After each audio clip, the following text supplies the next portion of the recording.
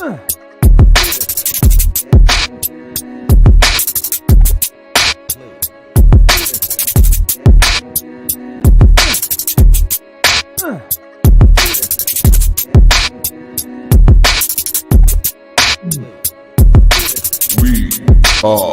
Legion. What is going on, comic community? I'm Mark, and this is the Legion of Comics, and it's Tuesday. That means I'm off from work, and it's half of New Comic Book Day for me. I've got a fat stack of DC Comics here, as well as some other cool stuff to show you. So let's just get right into it.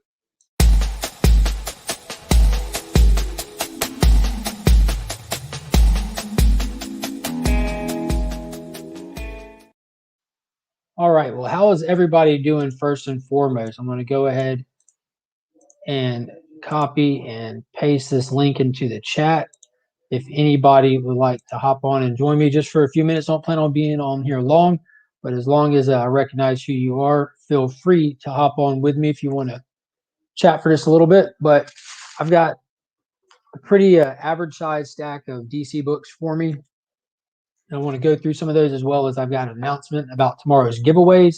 But let's say hey to the people in the chat before we do that. We've got Kenneth Bird. What's going on, man? Total Fiction said, let me guess, you've got a Crow #1 signature O'Barr. I do not have a James O'Barr signature to show you. My first appearance of the Crow is at CGC right now. The Caliber Presents #1. I had it at CBCS slab, and I had it cracked open, cleaned and pressed, and sent to CGC. So that's there with like my first She-Hulk and both first Gambit appearances. So I'm excited to get those back in the next month or 6 here. We have new guy Ryan, sup. DJ Links, yo.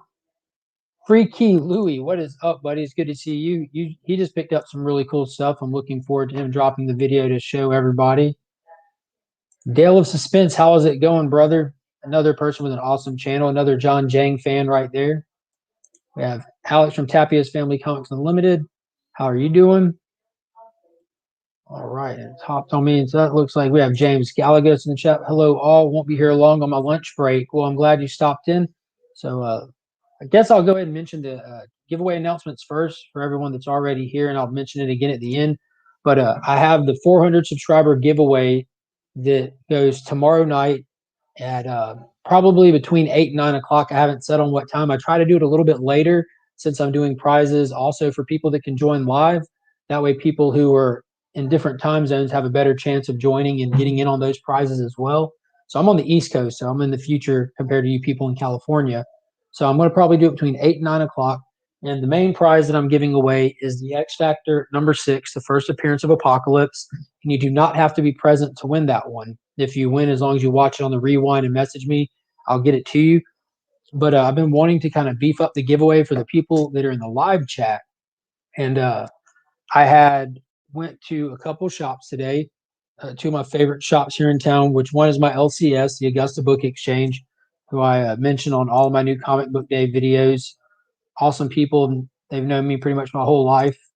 And then I went to a honey hole that's local here, Dead Media Collectibles, and he only deals in secondhand stuff. And I was kind of flipping through his stuff, and I was kind of looking for something for myself, and I came across an extra one.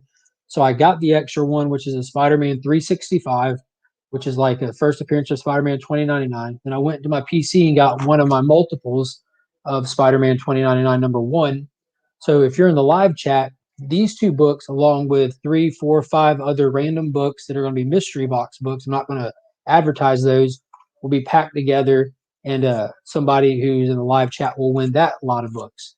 Secondly, I pulled this Amazing Adventures #7, which reprints the original X-Men #4, which was the first appearance of Scarlet Witch and Quicksilver.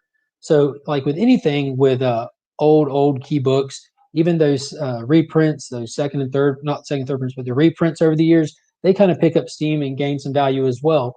So this is a good way to get that book and to actually own a copy and to be able to read a copy. And I picked this one up from Dead Media Collectibles. And when I was telling the owner that I was using it for my giveaway, he said, oh, well, I got something for you. And he donated this one to the giveaway, which is Marvel Super Action #18, which reprints the Avengers #57, the first appearance of the Vision. So especially with WandaVision going on right now, I thought that was awesome of him to help me put that together. So you have the first appearance of Scarlet Witch and the first appearance of the Vision, and those two will be going together, and along also with 3, 4, 5 other mystery box books that won't be announced. They'll just be included in here. But these are the bangers of the box, and that's I feel like that's a decent kind of equal value with each other. And yeah, I just hope everyone enjoys them. Hope you come and win them. I'm kind of going to be sad to see these go. I don't have these in my PC, so that was really cool. I don't have that one. That's coming out the PC to you guys. So I hope everybody is excited to be able to make it tomorrow night and possibly win those yourselves. Thank you so much. I love the story about my Superman. Yeah, my Superman 2 movie poster back there. It's an original Superman 2 movie poster that hung when the movie came out at the Lux Theater in New York City. That was a present from my Aunt Beth, my mom's sister. But yeah, let's see. The chat's kind of popping. See if I've missed anybody who's come in here late. Nice, amazing adventures. I got 1 and 2. Good afternoon. What is up, Gary B, the casual comic guy? We got SEG in the chat. Southern Comic Geek. How are you doing? Ruben Guzman, my man. Take my kid to the park. Check it out. All right, Louis, take it easy, man. My kids are both knocked out for a nap. As soon as they passed out, I hopped on here. They're just right on the other side of the camera. Tuckered. They're tuckered. Reminds me, still have to crack open the prize I won from your 350 giveaway. I was supposed to open it with my wife. Yeah. Alex from Tapia's Family Unlimited Comics won my 300 subscriber giveaway. And yeah, normally by the time that I get to doing the giveaway, I try to leave the video up for a week so that a lot of people have time to enter and watch the rewinds. I'm normally up a few subscribers by then. So I'm about to be doing my 400 subscriber giveaway tomorrow. And I'm currently sitting at, I think, like almost 450 subscribers. Last I looked, it was like 440. I'm at 442 subscribers right now. So it'd be cool to hit 450 by tomorrow. Have a good day, man. Appreciate you popping by. So that's the kind of the addition to the giveaway were those. And again, you do not have to be present to win that one, but the other mystery boxes with those awesome books in it, you do have to be present to win. Because that's the only way that I know how to do it. So let's look at what came out today. And these are in no specific order. I always put these in order when I'm reading them. But we're going to start by going through all the future state stuff. There was a big week for future state. They had 7 titles come out. They've been rolling between 5 and 7 titles a week. And there's no exception this week. It was definitely a heavy one. Most of these I'm really excited to get into. A couple I'm not. But this is one that I'm not excited about. And that was Kara Zor-El, Superwoman. I'm too invested in future state overall to not pick it up. I picked up the first one and read it. And Gary the B said, I lost sound. Nope, it's fine. All right, you had me worried there for a second, Gary. But yeah, this first one was really not necessarily slow, but the story takes place with Kara a few years after the events of Superman of Metropolis. She's on the moon. She's got her own little colony up there, and she's living as a pacifist. And an alien refugee shows up there, and she's trying to help her out, and she's trying to teach her the ways of peace and this and that. And that didn't work out. It ends with a huge fight getting ready to start between Kara, that refugee, as well as the people that are chasing her. So I'm hoping that this book kind of changes direction and amps up Major. But the artwork wasn't really my style. It was definitely beautiful artwork. If you're into anime, I think that you would really enjoy it. It seemed very reminiscent of a lot of the anime stuff that my daughter enjoys. I also have a 13-year-old daughter, not the little baby that y'all see on the channel every now and then. She's not reading yet. But next one I got here, I'm definitely excited for, and that's Superman Wonder Woman #2.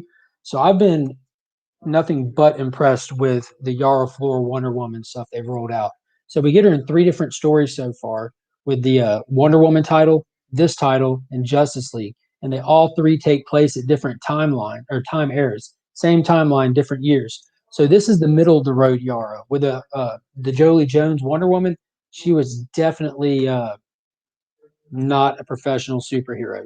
She had the power, she wore the suit, and she just seemed very childish, making errors, tons of character defects. And in this one, we can see where some of those are gone, and you can see where she might have learned to kind of correct some of those after the events of Wonder Woman #2. So it's really cool how these writers really seem like they communicate with each other, because this book and the Wonder Woman and Justice League really do have a lot of character growth going through them. So with just a few issues, we've really learned a lot about Yara and see a lot of that development occurring. And I love the artwork in this one. This reminds me a lot of the Batman Superman Williamson title that was running, where it's kind of just an awesome, self-contained, really good story, and just seems like classic comic goodness. You know, it's not too heavy. There's a lot that you learn about the characters in it. The villain is enjoyable, but yeah. Next, we have one that's the polar opposite of that. It's extremely heavy. It's grim, very violent, and shocked me on numerous different levels. And that is Green Lantern issue #2. That first one was wild. This is an oversized one, and it also features John Stewart and the Teen Lanterns.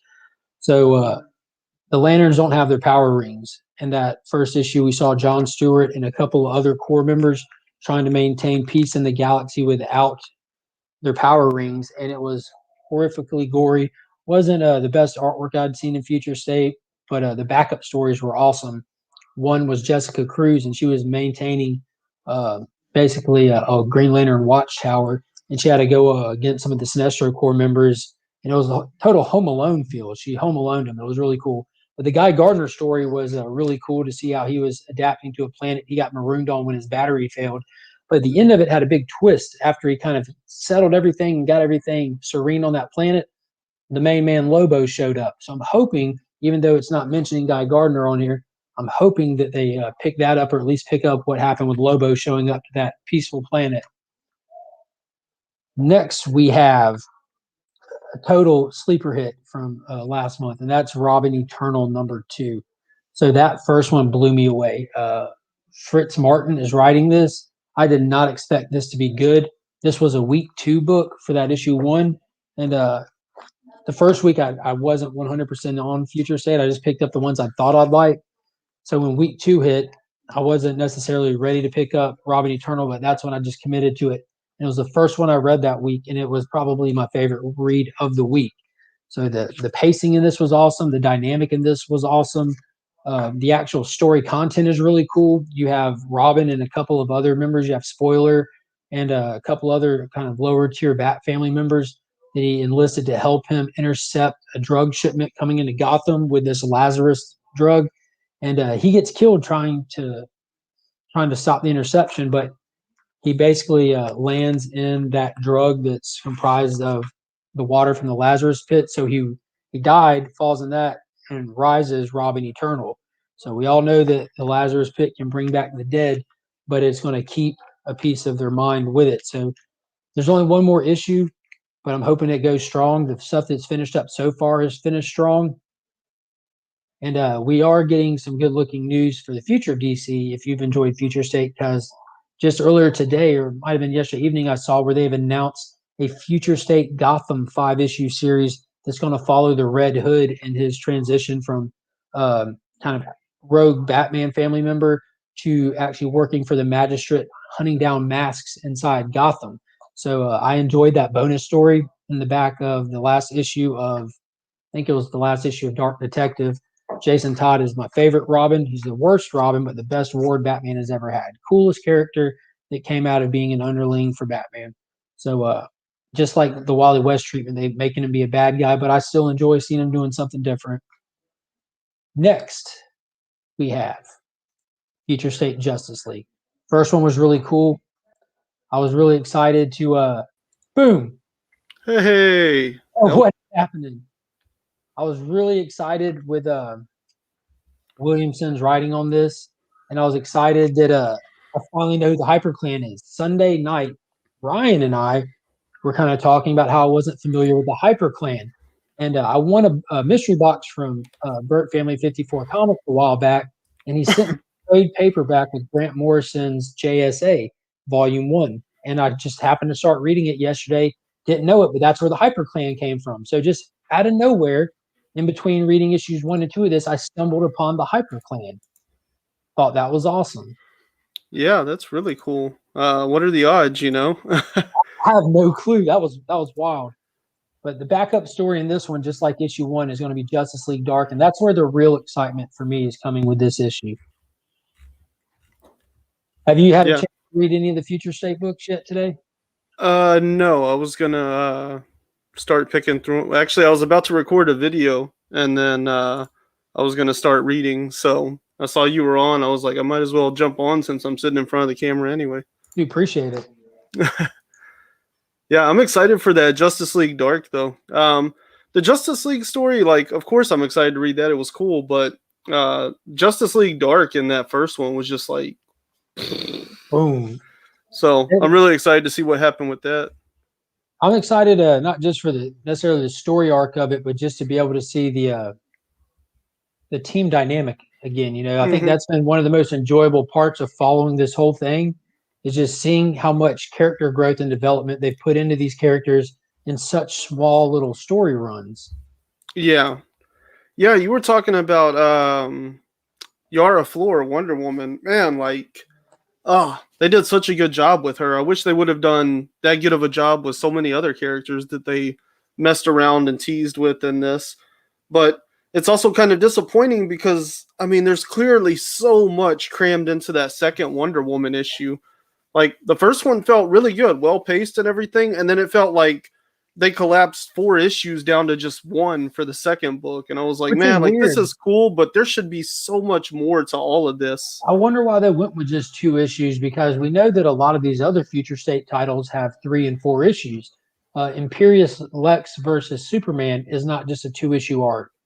And that does no?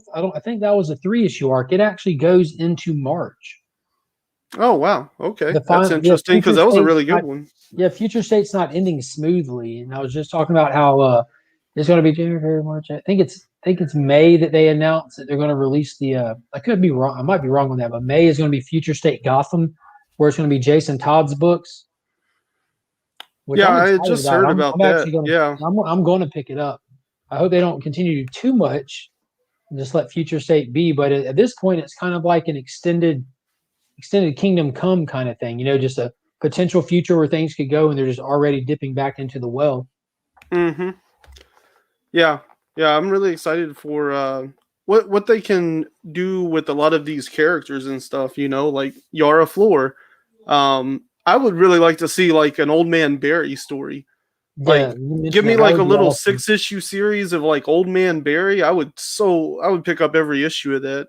No, they could even go into Black Label with it and make it really, really cool and like something memorable, you know, and I don't know that way it wouldn't need to be connected. I have no clue how some of these were not Black Labeled. Yeah. Because there's violence some of them been, and the content of some of them. What is going on with McHugh Studios? It was crazy how dark some of it got. Hello from New Mexico. Hello from Augusta. You're neighbors with this guy, Ryan.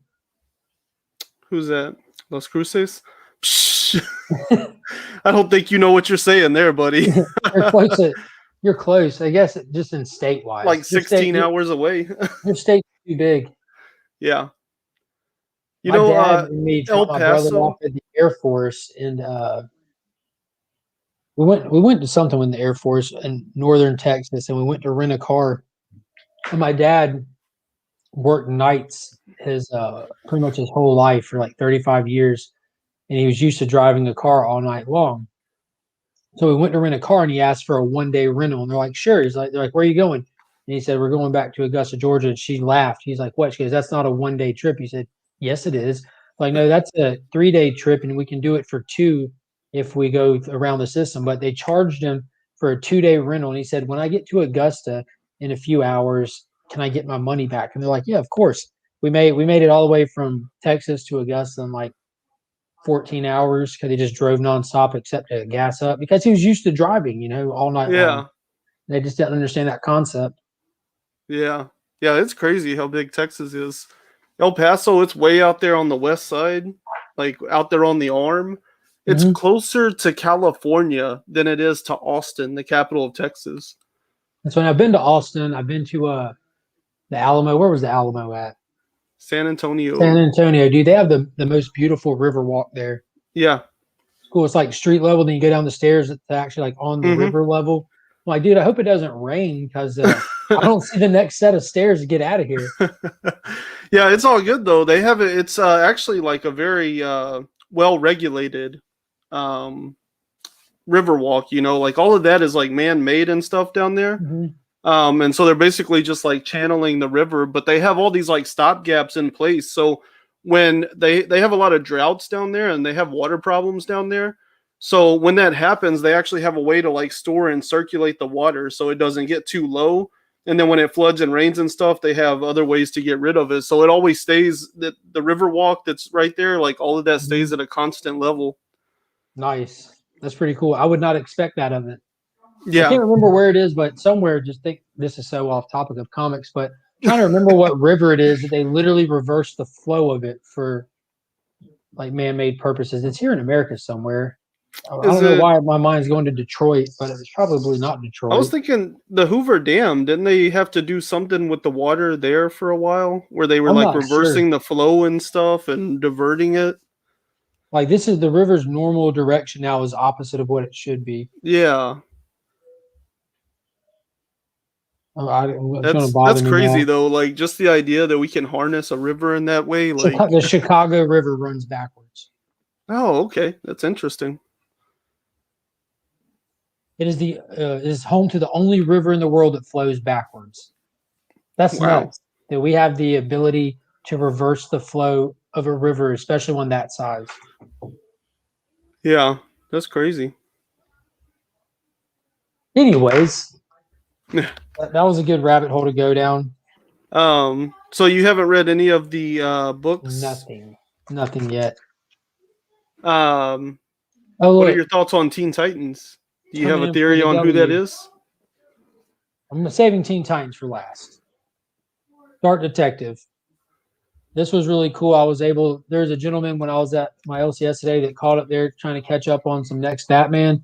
And luckily this came out today, so I was able to kind of point out to him and let him know that if you're interested in the next Batman, which has been really cool, he's actually bleeding over now into the Dark Detective as of this week. So he was able to pick this one up as well. So I'm excited to see this. I don't want to call it a confrontation, but I'm excited to see how this is going to play out. Yeah, I've been enjoying next Batman, but Dark Detective has been much better in my opinion. As I of the don't know why last that issue, is. I don't know Dan why Moore, that is, but I've been pretty hooked on it, so Dan Moore's art is amazing in it. that's true.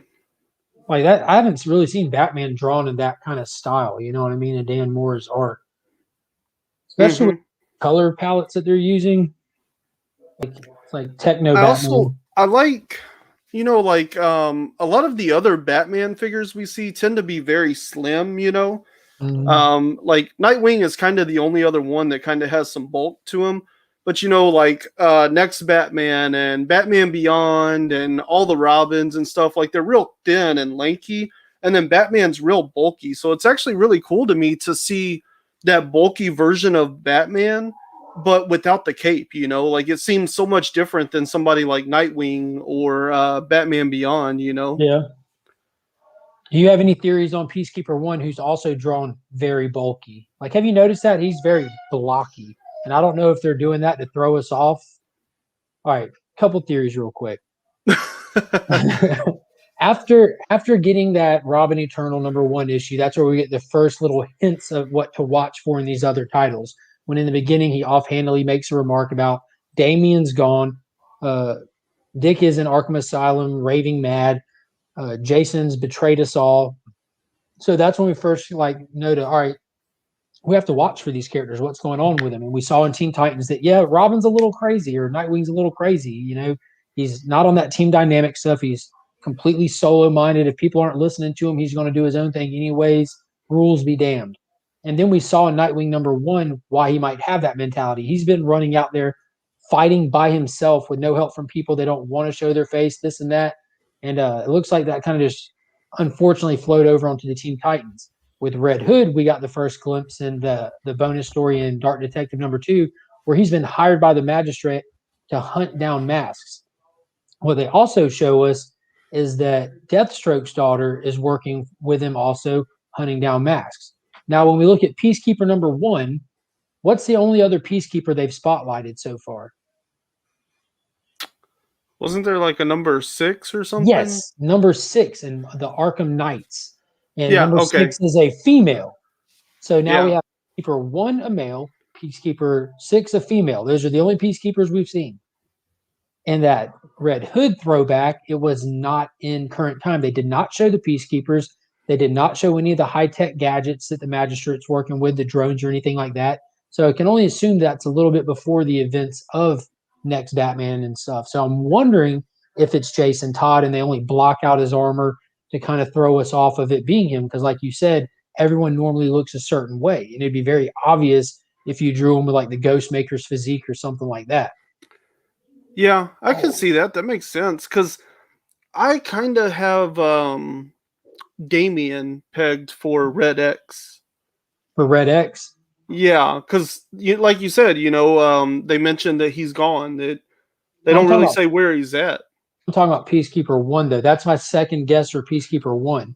Yeah, but that's what I'm saying. Like the reason that, see, for me, I kind of have Damien pegged for Red X, so that would take him off the table for me for Peacekeeper. Now, what about the knowledge? But Red Hood, I could see Red Hood being the Peacekeeper. That would be interesting because he would know Batman Bruce Wayne because he knew he was killing Batman Bruce Wayne, Mm-hmm. Like he knew he was getting 2 for 1. So that could make sense that it's Red Hood. Now, I'm just wondering if that's too obvious, though, because if I figure something out that early on, I feel like maybe that's the red herring. You know what I'm saying? Yeah. But I'm the same way. Like as soon as I figure it out, I'm like, obviously they wanted me to figure that out because it's not. Yeah. I'm the guy that falls into the little trap that you just cover up the hole with the sticks and the leaves. I'll fall right into that. Yeah. But I'm thinking they're clearly wanting to do something more with Jason Todd, and maybe they just they missed a real opportunity with Jason Todd not doing more with him, and that's why they signed up for the Future State Gotham series later on. Because what he's wearing on the cover of Future State Gotham is not his regular Red Hood outfit. It's like painted differently, and the gear's a little bit different. It's like the Mask Hunter kind of outfit he has for Future State at that point, I guess. Oh, you know what else I saw? What is up, No Good Comics?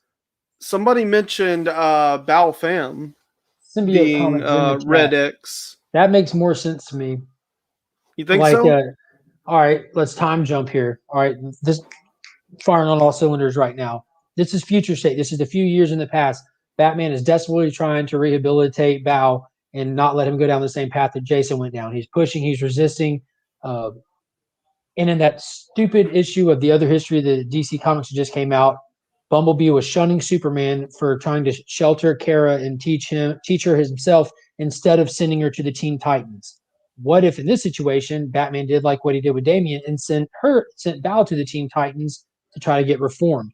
And Bao gets there and he's not on board with what they're doing with whoever that was in the energy beam that they released. Mm-hmm. And that would make a lot of sense because we need to see Bao. And when I said a minute ago that if they gave Peacekeeper 1 Ghostmaker's physique, it would be obvious that it was a Bat family character. Where's Ghostmaker? Are they even going to try to include him in this? See, that's my only thing. I hate to speculate so much with, Ghostmaker and Bao because they're so new to the mythos, Do you think they pulled them into this or do you think it was all too late coming together? I can only hope that they don't do anything with Ghostmaker but let him dissolve into obscurity. And I can only hope that they put Bao in as much stuff as they possibly can. Because I agree with that 100%. Are polar opposite. One is awesome on every level of a character created, and the other one is just a walking embodiment of every trope that exists. Yeah, I agree with that 100%. I'm really not into Ghostmaker after the way they poorly handled all of that. Like, why do we need more people from Bruce Wayne's past? Like, that part of his history is so well detailed and documented at this point. Like, why keep going back to it? It reminds me of like Spider-Man. Like, everybody comes from some kind of Oscorp accident. Eventually it gets old whenever another guy shows up from another Oscorp accident. Like, how is this company even alive at this point? it's like a BP situation or something. They Like, should have yeah, been sure, they should put the have word drowned out, and we'll in still let you litigation. run. Yeah. And they're turning the Batman books into season 1 through however many of Smallville, where every bad guy he had to deal with was just a side effect of the meteor shower in episode 1.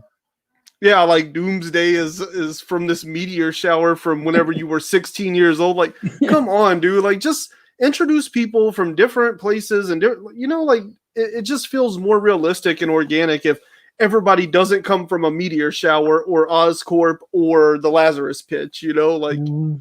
it all gets old whenever they keep doing that. So stop trying to put everything in Bruce Wayne's past and be like, yeah, Ghostmaker's this new guy, and Bruce don't know what to do because he's never encountered this person because he's a brand new person. But And they did as a soon as good they were job like, of, oh yeah, he's actually known him forever, I was like, I'm out. I'm done. and I called this from the second issue he was in. I called it, said this is going to be trash.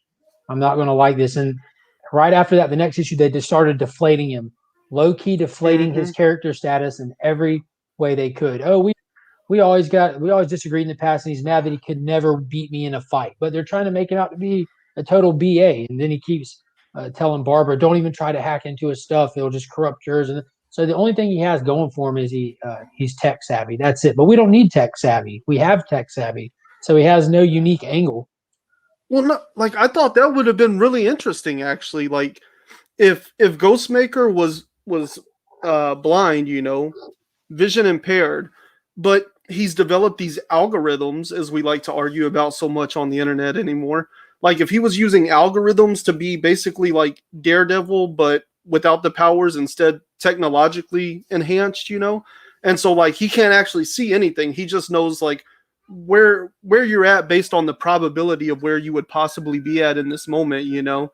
I think that could have been a really interesting villain because you just took down Bruce Wayne. So now he's having to go back to basics and lose the technology and learn to actually do his job and stuff, like I think that would have been really cool to juxtapose against a guy that like knows anything and everything going on in the city at any moment because of how tied in he is to technology and all of that. He could be in, where a crime is about to happen, like pre-crime almost, but it's because the algorithm says tonight under these conditions the odds are high that there will be something happening here. Like that'd be really cool to juxtapose to like a low-tech Bruce Wayne and then have Bao Pham there where he's kind of torn between like, does he want the vengeance he wants and learn that by training under Ghostmaker, or does he stick with Bruce Wayne and let Bruce have a chance to kind of like repair the bad relationships he's created with a sidekick all these years? Like there's so many cool things that could have happened there, but they just like completely threw it away to me. I was like, what are you doing? Like, there's nothing cool about your version of this. And I'm not sure why he was trying to speed right at the end of that little story arc, like he was on a time crunch, knowing, I mean, maybe from like we don't see behind the scenes of what the writers and artists have to do that are outside of their control, but knowing that Batman is picking right back up where it left off, why would you crunch and sacrifice so much? Why wouldn't you write to story? an amazing cliffhanger that would have us Yes. waiting for 2 months, just like with bated breath, like what is going to happen here, Instead of forcing in a Sesame Street episode at the end, it just didn't make sense. They should have had like Ghostmaker show up, like have him beat Bruce Wayne to a crime, have him kind of turn into a hero, whereas Batman's kind of been made into a villain almost. You remember and that then last cliffhang issue, it with though, like, oh, he's gotta do something, That last issue, Bao had Harley what looked like dead to rights. What you find out is Harley was just being crazy, allowing it to play out. But they should have ended it at that, with Bao having Harley rights. That's where it should have ended, and then picked back up after Future State. Right.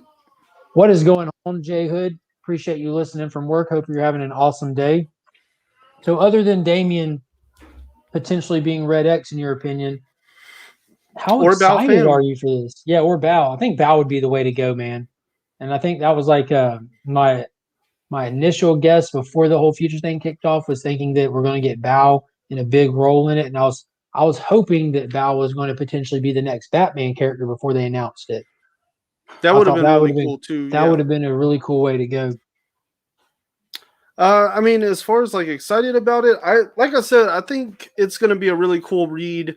One, if it's as well written as the first one was, then heck yeah, But Also, I just think there's a couple of books here that really seem to be major players in what Future State is, you know? And I feel like the Teen Titans thing is going to come together in this issue and kind of connect itself into like the shape of Future State and why it is how it is, you know? Yeah.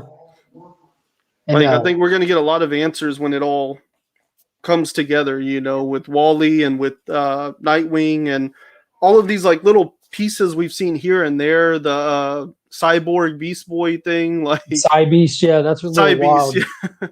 Yeah, like this I is think all of definitely a that's going to come major. together. This is definitely a major pivot book where I'm hoping that we get clear cut answers from what might have been like kind of drove Nightwing to be as extreme as he is, what drove Billy Batson into needing to stay where he's at currently, where the Flash book stuff, like I'm going to be happy to see how this might play out, how it pertains to what they were dealing with. And I think we see something about the Flash here. Man, after finishing Flash, it makes me want to get the Teen Titans books. At least this is a light week with only $60 of comics. Yeah, that was how well, if you just go off cover price of them, I was at like $58 in books today, but obviously you don't pay cover price. But the Flash books, if you aren't reading Titans, you missed out on probably the most content rich story so far out of Future State. So much was packed into it. Every page, like you mentioned a little bit ago on the Yara book, some of those pages could have been drawn out into issues by themselves. And that's how the Teen Titans book was. Like almost every other page was enough content to fill an entire issue on its own. And we know that the Shazam book is kind of picking up from the wreckage of that character after what happened with the Teen Titans story. So there's going to be a lot of lines that converge on this book. Yeah, because I mean, there's a lot in Future State going on with Wally, with Nightwing, with Shazam, and Red X. You know, like all four of those characters have a lot of stuff going on that we don't really have an answer to, like what caused it all. And so I think that's where Teen Titans is going to come in real important. And I'm wondering how much, if anything, we might get answers for the Green Lantern Corps in this one, like whether it just be in passing dialogue, because a lot of answers and stuff have happened in just simple passing dialogue. But we saw in the passing dialogue in the opening of Shazam that they said that how much problem could the four Riders of the Apocalypse be? They were enough to mess up the whole Green Lantern Corps. So we know that wherever the Riders are going to end up being, and I don't know if that's where this book is going, we're getting a lot of implications that they're tied in with this story. And so hopefully the Green Lantern book might even touch on that a little bit. Yeah, I'm interested. You haven't even looked inside of that one, huh? Absolutely not. No spoilers. I've been interested since the first one. You know, it's just like what the format is on that, because the first one felt like 3 one-shots that they could just leave in the past and do another 3 one-shots. You know, I flipped it just to see if I could see the art in it just a minute ago, and the John Stewart one is definitely a pickup from it. Oh, okay, so that continued over. Yeah, I think it's just 2 stories, and then the second one is called Dead Space, and it's the Teen Lanterns, and I think it's supposed to be spinning out of the pages of Young Justice. So, oh my God. There's more. There's a third story.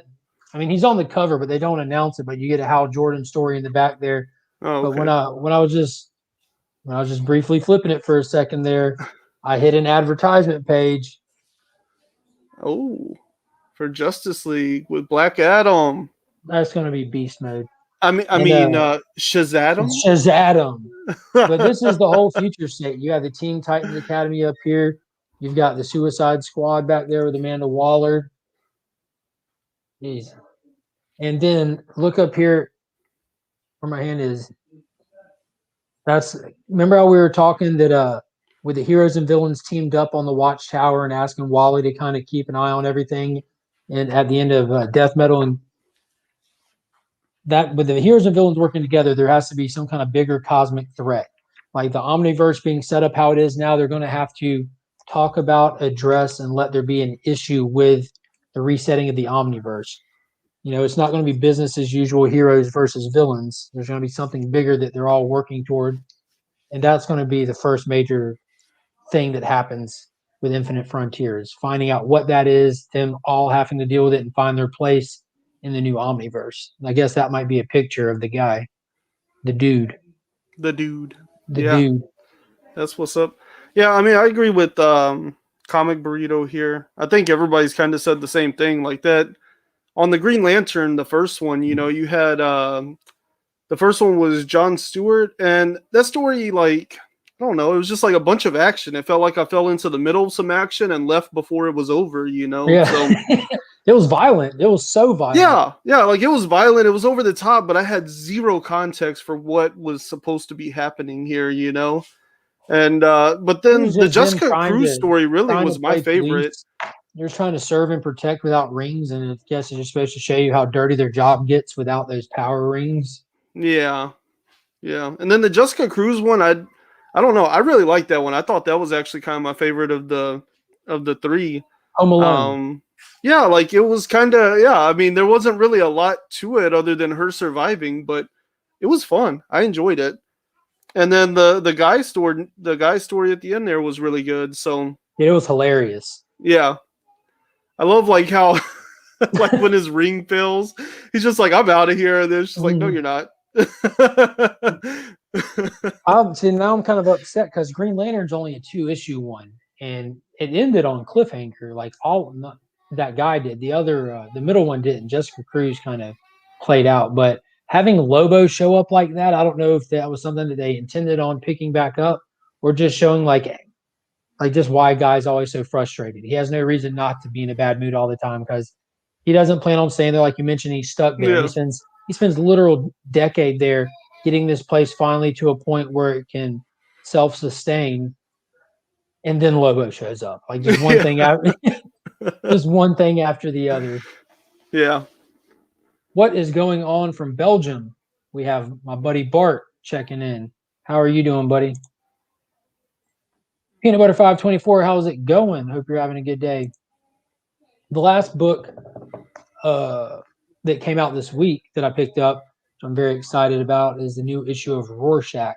This has been fantastic. And look at that cover, dude. It's just the sun going down over Vietnam. You see who that is walking there? When you get some perspective, those are helicopters beside him. That's Dr. Manhattan. Oh, okay. Just grown all large, walking over the landscape. That is a gorgeous cover. Yeah. It's a little that's really explosion cool. going on. Yes, it is, because I didn't notice it at first. I thought it was just like somebody walking in the distance, but those are actual full-grown trees by his legs and helicopters up there. What a good cover! Such a good. I've heard cover. it's a really good series. I haven't read any of it. I'm not It really is. like I don't know. I'm not like a Watchmen head, you know. So Don't have to be. It's quite the opposite. Quite the opposite. It's more like just a story that's taking place inside of that universe. You know, it's called Rorschach because somebody donned the costume of Rorschach and took an assassination attempt on the president. Here we go.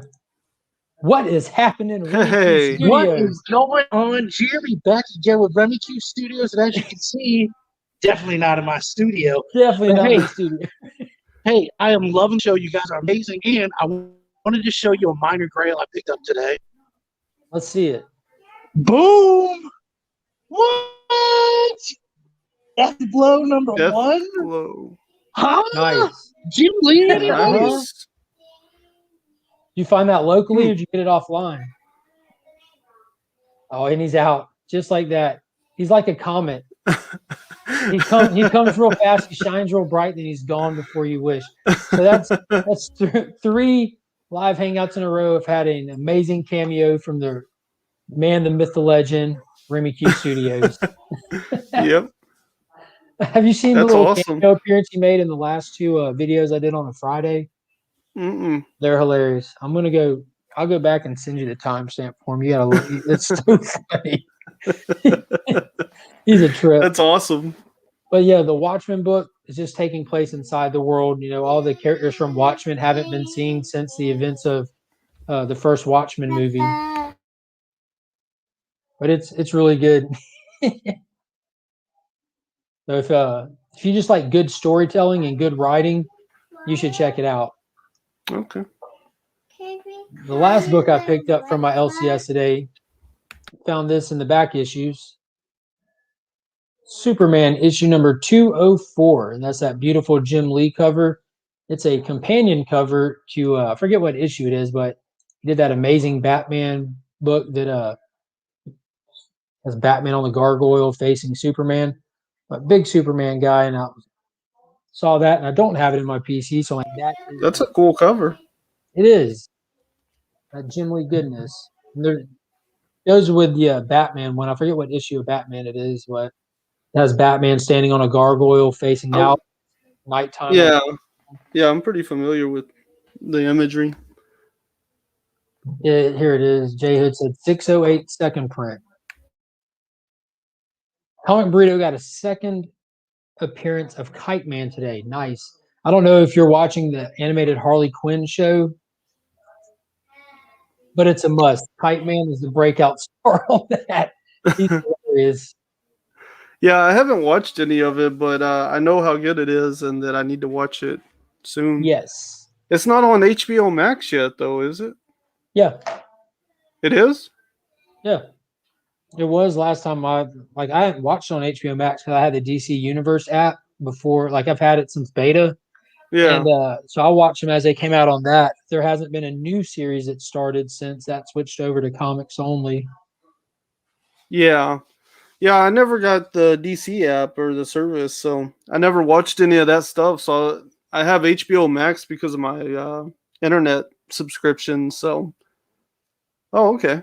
Boom, dude! It is amazing. It was so well received that first season that they sped released the second season. Like it was Yeah, awesome. because it would have felt like right when they canceled it. Otherwise, so But it was that's awesome. cool. Yeah, it's one of those shows I need to watch. Dude, it is outrageous. Don't watch it with your kids around. Oh, of course, yeah. That's another part of the reason I haven't really sought it out because I can't just put it on in the living room or something, you know.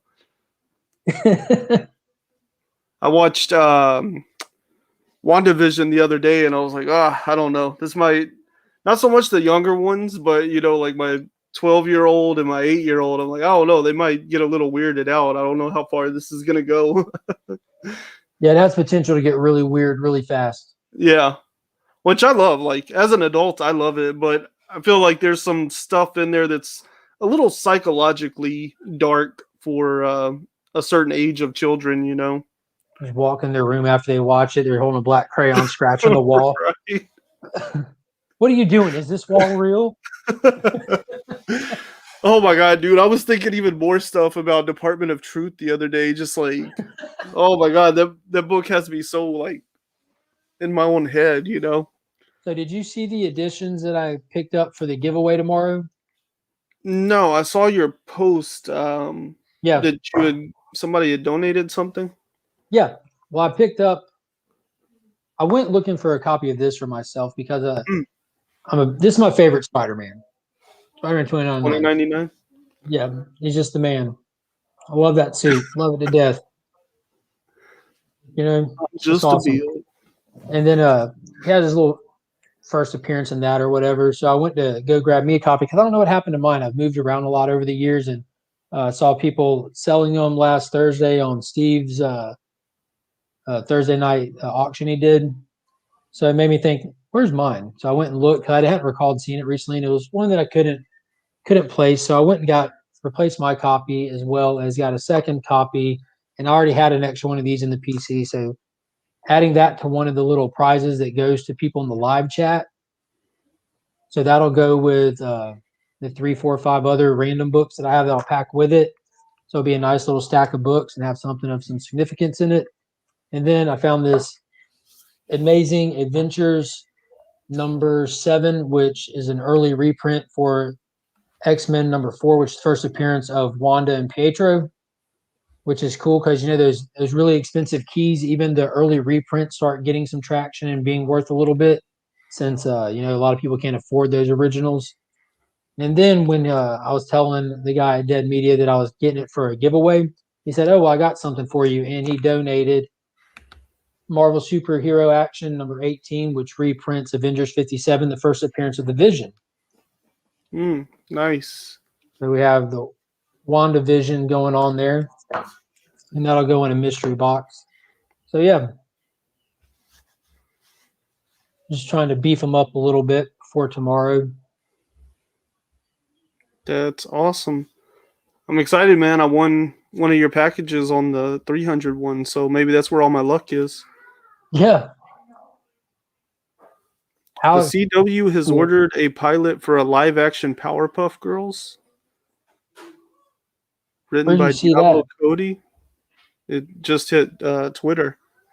Nice. That would be really Dude, that'll cool. be baller. Yeah, I that's appreciate crazy. that, Lascrucius. See, there's another giveaway winner. He was the 200 one of the 200 subscriber winners. Alex Yeah. from Tapia's Family Unlimited commented earlier in the chat that he still has to open he was the main prize giveaway winner from the last one also. Right? Yeah, about to hop off of here and try to put all this up and finish knickknacking around the house before I have to get ready for these kids to wake up. I Yeah, appreciate you hopping on here, man. And of course. yeah, I'll timestamp those videos and send you. You got it. Remy Q is hilarious. Right. I can read. I'm just kidding. But I haven't downloaded Discord. I don't have it on anything. My hands are so full with running a kennel and having 3 kids, 2 of which are small, and trying to do this YouTube stuff. If I have enough time to keep up with the minor stuff I do on Instagram, and I sacrificed like Facebook to do that. Yeah, I was gonna ask you. I think actually when we were chatting, I was like, "Man, I should tell you to come join the Discord." But I was like, "I'm sure he knows what Discord is." And like you and Steve both seem like you have so much going on. That I'm like, I don't know. They probably avoid Discord because it gets very addictive. There he is. There he is now. Yeah. Speak of the devil. Yeah, I've been a heavy YouTube viewer for a long time. Like I paid for YouTube Premium back when it was YouTube Red, and I watch all kinds of debate shows and stuff, and all these other channels that have Mhm. Discords and stuff for that kind of stuff. And I've thought about it. I always want to get on it just to get on there and argue with people because I enjoy arguing. I don't mean fussing. I mean like actual arguing, like Yeah. debating with people and stuff. And it's something that I'm sure that as all of this becomes like Mhm. more routine and simpler, that would be something that I'm sure I would Oh enjoy yeah. doing. Once you get your workflow down and you find something that works, like it all just. Mm. And there's probably times when I'll have more free time on my hand. Like I tend to get a lot of free time at work sometimes, like parts of the year, which this doesn't make as much sense. But the busier we are, the more time I have, because the busier we are at my job, the more staff I can bring in, which allows me just to Oh, stand back and manage the staff, opposed to right now in slow season, I'll run entire shifts by myself where I'm not stopping from 7 a.m. to 6 in the afternoon. yeah. So he doesn't even know we're talking about him.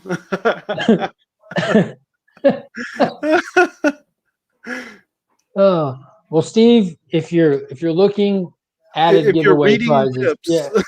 Yeah, added giveaway prizes. And of course, the main prize, first appearance of Apocalypse, X Factor number 6. I feel like this is a Apocalypse the decent. world. Yeah, I feel like this is a decent giveaway. I feel like it's relevant. With the WandaVision stuff. Yeah. Yeah, it's really cool stuff, man. I just hope I'm people excited. enjoy it. Well, you had your new video drop today, right? Yeah, I did an interview with David Pepos, amazing creator, and that dropped this morning. So check it out on YouTube. Any podcatcher now. Like I'm on all the podcast services, so even you Apple people can give me a listen now and Did you ever rate get and any review, feedback? please. Did you get any feedback from From the what? Apple people where you made that Oh yeah, post? yeah. Like I emailed him. I'm like, yo, I submitted my podcast like 2 months ago for review, and I haven't heard a single thing back. And like, what's going on? I need to know something. And then I just got like one email back that was like, oh yeah, it was approved. I was like, what? Nice. Thanks, guys. So like whatever. So stole my wife's phone for like an hour and was able to log into Apple Podcasts and finally find it and stuff. So now everything's good to go. Well, for everybody out there, if you haven't already, hop over to New Guy on YouTube and give him a subscribe. He has a lot of creator content on there. He has all kinds of indie creators on there. He has interviews constantly with different writers and artists. He has his Cosmic Campfire themed videos now. It's a podcast for writers and creators. It's really cool. Oh, you know what's crazy? Tell me what's crazy. I get all of like a 10 or less views on most of my videos, right? And I upload like the shorter clips that I do for social media. Like I upload those into YouTube just because it's a good place for storage because they don't charge you for storage space. So I put them there so I can re-download them later if I ever need them, you know. And one of them, the clip is like 45 seconds for Future State Wonder Woman, Superman, Wonder Woman #2, right? 138 views. Wow. Like I have no clue why people are looking for those characters or that book or what, but every other video I have is like somewhere between like 0 and maybe 15 views. And then here comes Superman, Wonder Woman, Future State #2, 138 views. Future State is surprisingly gangbusters. Every Discord chat I'm in, like every social media interaction, it's all just like, I'm surprised how good this is, you know? And like, still nobody is saying universally across the board, all the books are good, but people are actually very surprised at how good some of them have turned out and how consistently high the quality is, you know? I definitely know. Yeah, On it's board been from day interesting. one. Yeah. Well, I'm going to hop off here, like I said, and knock around the house before these kids get up and hopefully start diving into some of these books. And I'm sure I'll be messaging you as I read them. Remember, when you go to read them, put them in order so we're reading them in the same order. Well, you're going to have to send me the order then. All right. I will. All right, man. All Well, right. you take it easy. I appreciate everyone stopping by the chat. If y'all haven't already, smash that like button on the way out. And if you didn't enter, go back and enter the 400 subscriber giveaway. It is up and it is live right now. And go live tomorrow to do the giveaway. So we're running out of time to enter. So I appreciate it, everybody. And as always, I'm Mark, but we are Legion.